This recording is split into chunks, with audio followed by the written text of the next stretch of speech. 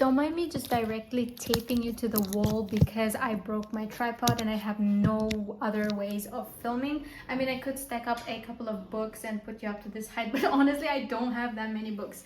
So you are now being held by tape, and I really hope and pray that it stays on the wall. Today is not exactly a special day. It's just a normal day. It's just that I had this motivation to film my day. It's now the exam season. And to be honest, I do not feel like studying at home. Like, I tried really hard to study today from home, but I have zero motivation. So I decided to film my day and take you on a journey with me to Lucerne so that we can study a little and then spend some time maybe by the lake. So I hope you enjoyed this video, and let's go. Now I'm going to untape you from the wall. There we go. You're literally hanging on by tape. Oh, but before I take you to Lucerne with me to study, I think I should start from the very beginning of my day, because that's how day in the life are usually filmed, right? So let's go. My days don't normally start aesthetically as shown in this video, but I guess this is close enough. So I start my morning with a cup of coffee. Sometimes I try to have breakfast, but I'm usually too lazy to make breakfast straight after waking up. And I try to stay away from my phone for the morning because I feel like it really overstimulates me if I use it first thing in the morning. And then after having my coffee and attempting to get some work done today, I decided to cook some lunch and make some meal preps for the week.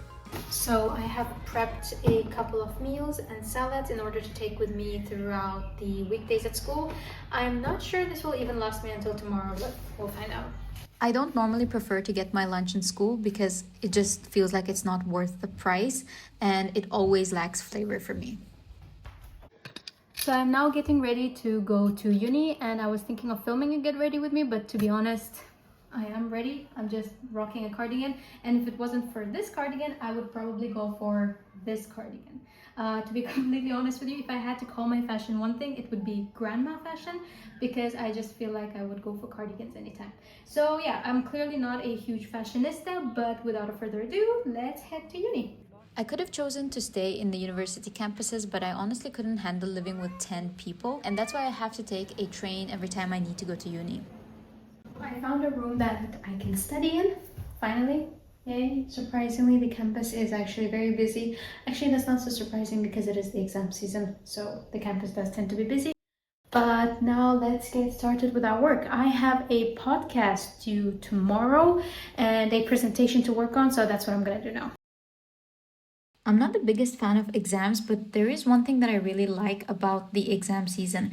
It's rediscovering why I really like my course. One thing about university is that you really shouldn't expect anyone to teach you anything. Yes, university is for education, but your lecturers can really only teach you so much.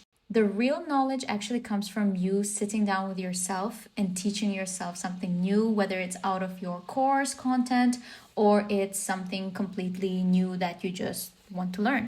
Throughout the semester, you get so piled up with exams and group work and so much course content that you actually forget what the point is. But when you're sitting down with yourself in silence and you're going through all of this lecture material, you actually rediscover why you chose this course and why you like it. Or on the other hand, why you don't like it. Because when you really have the time to reflect on what you have learned in class, on what you have been taught so far, you actually get to understand whether the course is for you or not. And whenever it comes to the exam season, for me, I always rediscover why I really like this course and how this course could impact me in the future. This wasn't the same when I was doing my bachelor's degree because I always felt like the degree wasn't right for me, but I always knew that there was the light at the end of the tunnel and I could see the big picture. When it comes to my master's studies, as much as I do see the big picture, I also see all of the short-term goals and I see the short-term wins.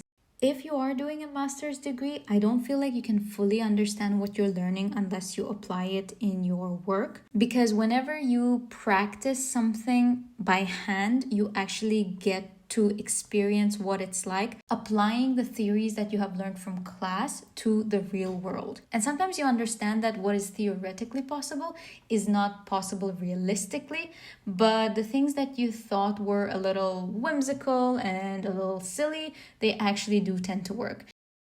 So I have a podcast due tomorrow and I've actually already worked on it, but I would like to rephrase some things and re-record it. So that's what I'm going to do now. And basically my topic of the podcast was AI and productivity, but I'm not going to share too many details because it might bore you. So we obviously needed to be in an MP3 file, and to be completely honest with you, I am not willing to learn how to use a new tool completely from scratch because it's just going to take so much time. So work smarter, not harder. I'm going to use the tools that I already know how to use, like CapCut or any other video editor, and I'm going to import the audio files onto a black screen and then somehow export it to an MP3 file, and we'll see if that works. Right now it looks something like this. So I have all of my audio files here and I have a black screen, and yeah, seems to be working. So this semester I have taken 2 language courses, and one of them just happens to be German B2.1, and let me tell you, it is so difficult. I feel like even if you speak languages with very complex grammar, it's still very difficult to grasp the grammar concepts in German, especially because most of these concepts are not really used on a day-to-day basis when you're conversing with others. But if you are on your German learning journey like I am and you're making very slow progress, don't worry, that's still progress. We're still getting somewhere. It might take us a very long time to get there, but you know, we'll get there eventually. I was actually always convinced that I was pretty good at learning languages, but honestly, the older I get, the more difficult it seems for me to grasp the concept of languages and just learn new things every day. And I kind of start understanding why our parents did not want to learn to use all of these new tools, why they always backed away. Because I get it. It just becomes difficult to wrap your head around things and you just don't want to learn new stuff. But of course, you have to. I mean, it's good for your brain. And that's mainly the reason that I took 2 language courses this semester. Because knowing that I don't have exams for my actual studies, I still wanted to be challenged a little. I didn't want to be too relaxed, which I know is a bit hypocritical saying that, oh, I don't like exams. I still wanted to have a little bit of challenge this semester, and especially if I'm already paying for the tuition fee, I might as well make use of all the free courses that I have here, which are the language courses. Whether I'll pass them or not is not guaranteed. So far, I have been passing all of my German exams, but remember, it doesn't matter what grade you get in your German exams and you can pass if you cannot converse to people. So the most important thing while learning languages, if you really want to speak it, you have to actually go out of your comfort zone and speak to people. Don't make the same mistake that I have been making all of these years by being shy and not actually talking to people. Your language journey will take some time, but you have to get there somehow. You have to start somewhere. Putting everything back the way it was, the board is back, and always turn off the lights.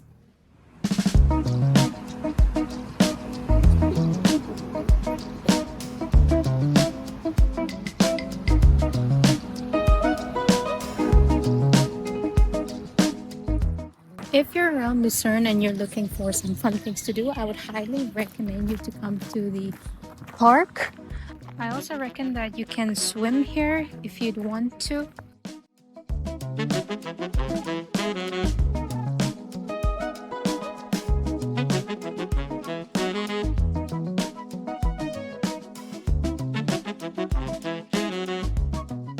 So this is the view where I decided to settle down and sit for a bit and film for a while, although I'm not exactly sure what I want to say, but I guess I'll figure it out as I'm filming. Sometimes I'll start a sentence and I don't even know where it's going. I just hope I find it along the way. Living in Switzerland is certainly very beautiful and amazing, but just like living in any place in the world, it comes at its own costs. For one, there are so many rules here that one has to follow, and I believe it can be a little bit difficult. Here in Switzerland, every single thing has its own rules, whether you want to come into a canton and settle, whether you want to go out of a canton and settle, the way you take the bus, the way you take the train, where you're camping. Every single thing has its own rules, and you have to be very strict and you have to follow it. You have to have a lot of discipline to live here. Now, this is both a good thing and a bad thing. A bad thing because, you know, it limits your freedom of movement, but a good thing because it really teaches you discipline. Whether you want to live like this long term or not, that is completely up to you. I'm still figuring it out, to be honest, and I think that'll take a while to figure out. So instead of continuing to spiral into an existential dread, I think it would be nice to walk around a little, and I'll take you with me along the park.